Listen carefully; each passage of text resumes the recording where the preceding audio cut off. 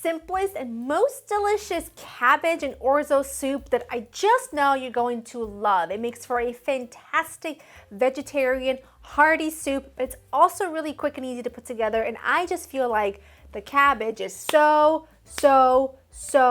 undervalued. It is a great vegetable. It's tasty, it's versatile, it adds a lot of depth and flavor to just about anything, and it's a natural digestive. It is fantastic, and we're going to put it to use in this soup. It's a soup that comes together very quickly.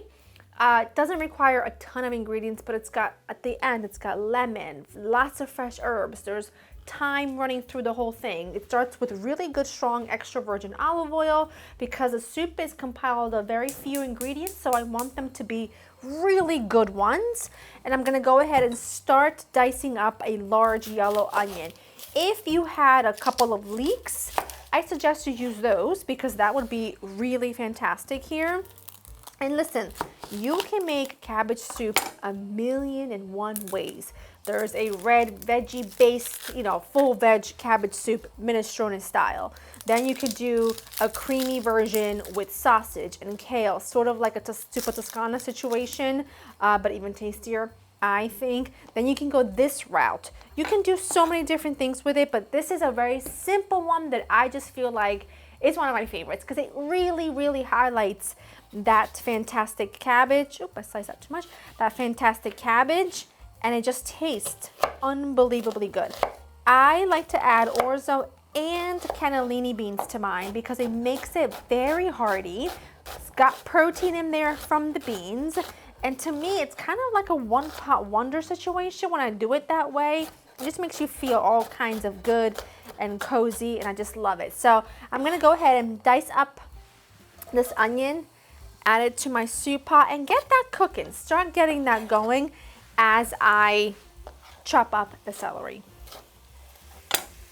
Onions are in, they're cooking down. It's already been a few minutes, they're looking good, they're smelling great. I went ahead and diced up about 3 stalks of celery, and now we're gonna move on to the cabbage. I'm just gonna remove the first couple layers. I already removed the first 2 layers, this is the last one. And what I'm going to do is I'm gonna just take the core off like that, cut it in half, and you're gonna core it. Let me show you what I mean. Core is right here, so I find it easier to just do one of that. And then I want this to be cut quite small. I don't want it to be too big and too chunky, so I just do one of these. And I'm gonna put all this into a large colander and give it all a good rinse.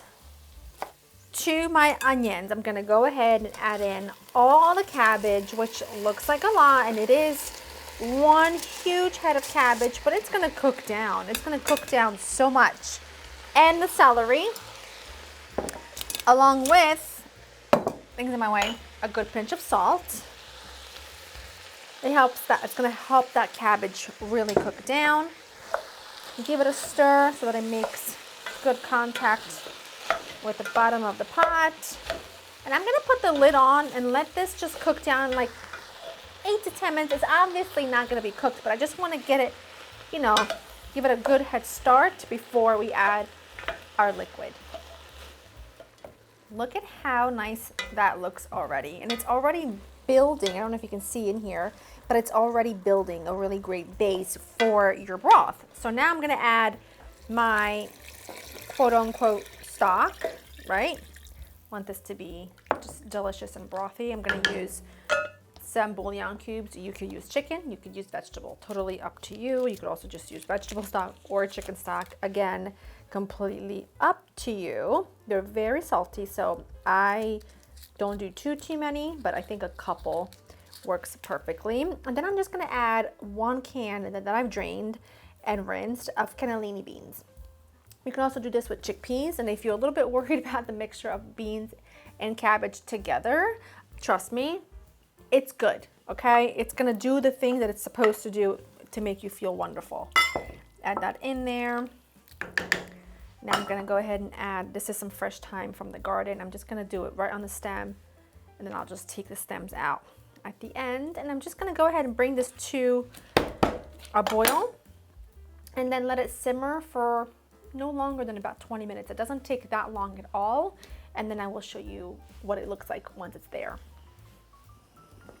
Soup is looking great. The cabbage is really nice and tender. It's bubbling, so it's ready for the next step. I'm gonna go ahead and add some orzo. Orzo, it's like a rice-shaped pasta. Do not let this fool you. It looks like it's just a little bit. It's only a half a cup, but orzo really bulks up and it really swells while it cooks and after it cooks. So a little goes a long way, and you can totally leave it out, but I absolutely love it in this. So I'm gonna go ahead and let this cook until the orzo is nice and tender. I'm also adding a little bit of freshly cracked black pepper at this stage. And I'm just gonna let this all bubble together. And then just to finish it, oh, there's the other piece of thyme. I took all the thyme stems off because you see all the leaves are off the stems. I'm gonna go ahead and get my lemon ready because I want a juice of like one big juicy lemon. I'm just gonna chop up some parsley to throw in at the end, and then we're pretty much done. Just turn this off the heat. Look at that glorious, glorious consistency. I'm going to add fresh lemon juice off the heat, tons of fresh parsley. You could also use some basil here. That would be really nice and lovely, but I think parsley just, it hits just right. And it may not look like the most exciting thing in the world, but I am telling you, it is so delicious, so comforting, so just, it's everything. It's making my mouth water. It's absolutely divine. Serve this with some kind of sandwich or nothing at all, and it is heavenly. Look at that. And as it sits, the pasta will swell and it will thicken more and more. But that is what I like right there. If you want to make this ahead, I would not add the orzo until you're ready to serve it, because as it swells, it's just going to absorb and get mushier and mushier, but just do it with the beans. It's so hot. But it tastes so good. It's both like rich and cozy, but really light and delicious. It's a 10 out of 10. Go to laurainthekitchen.com for the full written recipe. Hope you enjoy spending time with me, and I will see you in the next one. Bye-bye.